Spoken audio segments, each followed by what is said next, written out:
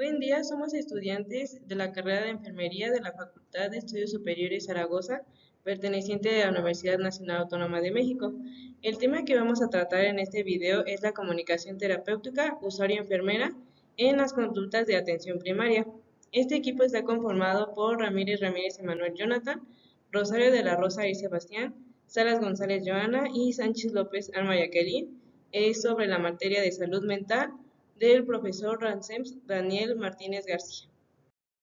Para la introducción del tema tenemos que realizar una comunicación terapéutica de calidad sea relacionada con una mayor satisfacción y adherencia al tratamiento, y los profesionales de enfermería, dado el tipo de las relaciones, la accesibilidad y el carácter de los cuidados que ofertan los pacientes, se encuentran en una posición privilegiada para poder conseguirlo.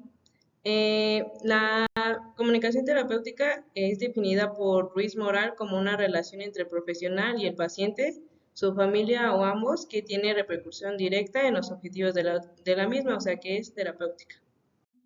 La comunicación usuario-enfermera es importante ya que esta comunicación entra dentro de los cuidados pertenecientes de la enfermería. Los objetivos de la comunicación terapéutica tenemos dos, que es para el paciente y para el profesional. Para el paciente es hacer que se sienta el centro de los cuidados, agente y protagonista de la resolución de sus problemas, escuchado y tenido en cuenta, percibiendo que en todo el proceso cuenta con la ayuda del profesional.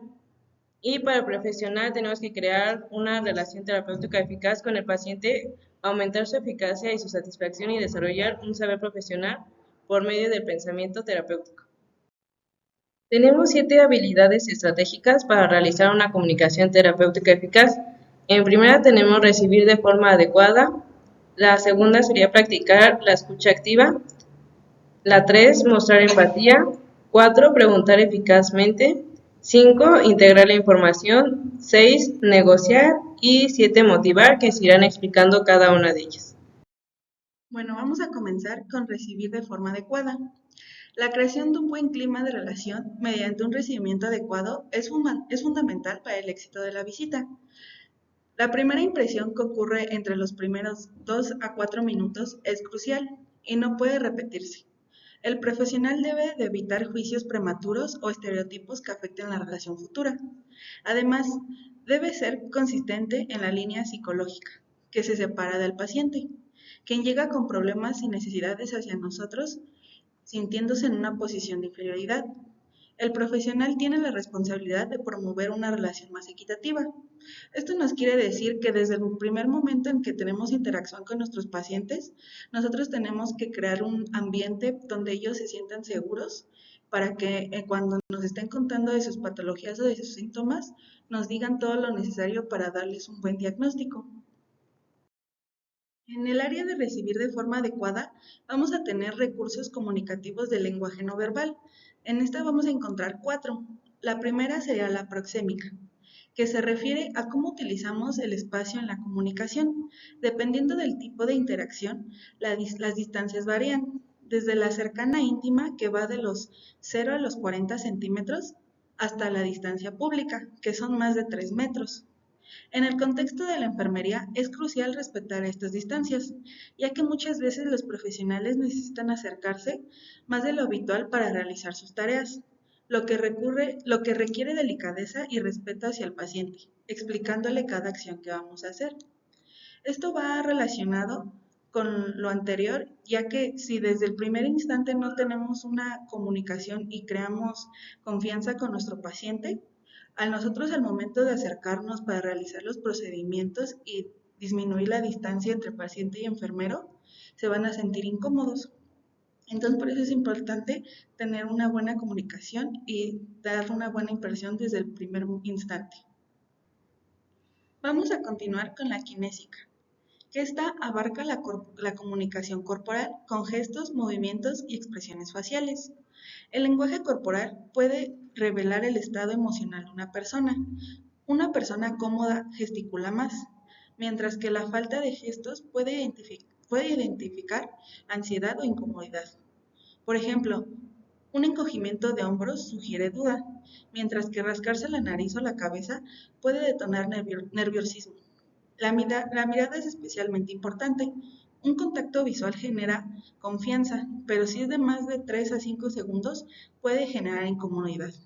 Esto nosotros en el personal de enfermería nos puede ayudar tanto al momento de hacer el diagnóstico con los pacientes, porque con su lenguaje corporal o sus expresiones faciales podemos darnos cuenta si los síntomas que nos refiere son del grado que ellos nos dicen o si son más leves.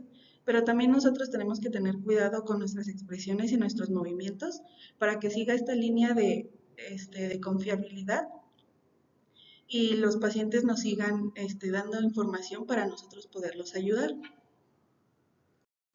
El siguiente lenguaje no verbal que vamos a tener va a ser el paralenguaje, que es la comunicación no verbal expresada a través de la voz, incluyendo el tono, volumen, ritmo y modulaciones. Hablar rápido puede indicar ansiedad, mientras que un ritmo lento puede reflejar preocupación. Un tono de voz elevado puede percibirse como agresivo y generar rechazo en la otra persona.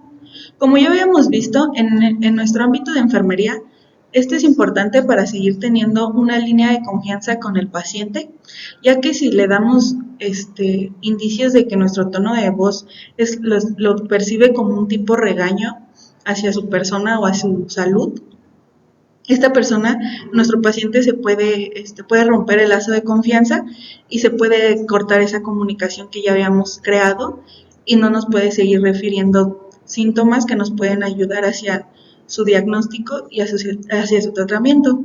Tenemos que limitar o tener un buen tono de voz hacia ellos para que no sientan que somos autoridad hacia ellos y siga esa confianza. Ya por último tenemos el silencio. Es una parte fundamental de la comunicación. Lejos de ser una ausencia de interacción, el silencio permite reflexionar y puede expresar incomodidad o resistencia. En la enfermería, el silencio es útil para mostrar escucha activa y comprensión. Puede ser complicado de manejar si no se tiene una formación. Cuando el paciente guarda silencio, puede deberse a angustia o ansiedad, o que necesita más tiempo para procesar sus emociones. Es fundamental que el profesional califique la causa del silencio, preguntando de forma empática por los sentimientos del paciente. Eso también es un factor muy importante en nuestro ámbito, ya que tenemos que aprender a diferenciar sus silencios, si es un silencio por dolor o por angustia, preocupación, o si quieren tratar de omitir alguna información que no nos quieran decir. También nosotros tenemos que aprender a romper estos silencios y seguir creando el lazo de confianza con nuestros pacientes y tener las palabras adecuadas para generar empatía con ellos y no se sientan juzgados. Bueno, vamos a continuar con la práctica de la escucha activa. Esta escucha no solamente se va a tratar de oír a las demás personas, sino que va a consistir en poner mucha atención en sus intereses para poder comprender cómo es que se sienten pues las demás personas, ya que una escucha eficaz nos va a ayudar a establecer una buena relación de confianza y respeto y además de conocer mucho mejor al paciente, tomando en cuenta cómo se siente, sus opiniones, dificultades y dudas que llegara a tener. Esto permitiéndole desahogarse y sentirse acompañado en el proceso. Por otra parte, mostrar empatía nos va a ayudar a mantener una buena comunicación terapéutica. Esto, pues, creando un ambiente seguro y que va a ayudar al paciente a confíe en el profesional de enfermería, además de que comparta su realidad, aumentando su autoestima y que se sienta más comprometido y aceptado por los demás. Vamos a seguir con preguntar de forma eficaz. En esa parte, para obtener información, se recomienda iniciar con preguntas abiertas y progresar hacia preguntas cerradas, asegurando que las preguntas ayuden al paciente a resolver su problema sin convertir la entrevista en un interrogatorio. Es esencial reflexionar antes de preguntar y tener claro el propósito de las preguntas. Vamos a seguir con integrar la información. En esa parte, este proceso implica comprender los problemas del paciente dentro de su contexto personal. Se debe saber cómo el paciente se siente y piensa, qué le pasa y cómo le afecta el problema. Posteriormente, el profesional debe transmitir un resumen claro al paciente para verificar si la hipótesis es correcta, mostrando que ha sido escuchado con interés. Es importante utilizar cordialidad, empatía, asertividad y baja reactividad. En la parte de negociar, En este la relación terapéutica se basa en la colaboración entre la enfermera y el paciente, buscando objetivos comunes. El profesional debe considerar al paciente valioso y con recursos para afrontar su problema, pero también debe ser consciente de los límites. Los pacientes valoran que el profesional se interese en la resolución del problema.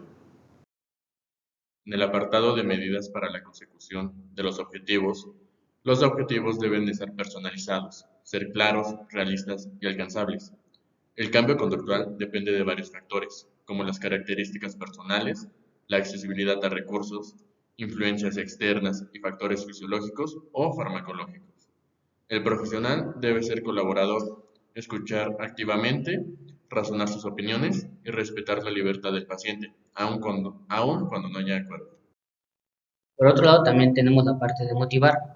Para que una persona decida realizar un cambio, es necesario que dicha persona desee realmente hacer este cambio y además tener una motivación por la cual hacerlo. Hay muchos factores que van a influenciar en el aspecto de la motivación. Con respecto al paciente, está el nivel de malestar o amenaza que le produce el problema. También está si piensa que el control de la situación está en él y no depende de agentes externos. También la capacidad de flexibilizar. Esto se refiere a que las personas flexibles suelen ser o estar más motivadas. Y también va a influenciar mucho los valores y las creencias y las expectativas que tenga sobre este cambio. Y algunos factores por parte del personal es estar capacitado para crear las condiciones favorables para que el paciente exponga su realidad, mostrar empatía y respeto, crear un potencial del paciente y ser consciente del tamaño del miedo que puede existir al cambio de estas creencias. Esto sería todo por nuestra parte. Espero este video les sea funcional sobre algún tema de enfermería.